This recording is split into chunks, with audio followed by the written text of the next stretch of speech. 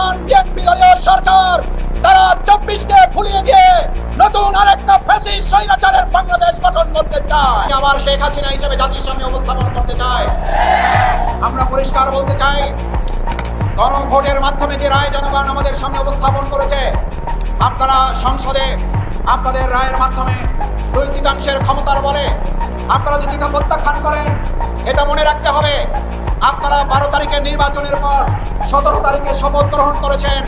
কিন্তু এই দেশের জনগণের একটা বড় অংশ 5 তারিখে সংসদে গিয়ে কিন্তু তারা সেখানে বক্তব্য রেখেছে। 5 তারিখে যেই জনগণ সংসদ দখল করে সংসদে বক্তব্য রেখেছিল, সেই বক্তব্যের প্রেক্ষিতে জনগণ 70% যে মতামত ব্যক্ত করেছে, এই 70%কে যদি প্রত্যাখ্যান করা হয়, তাহলে আবার মনে রাখতে হবে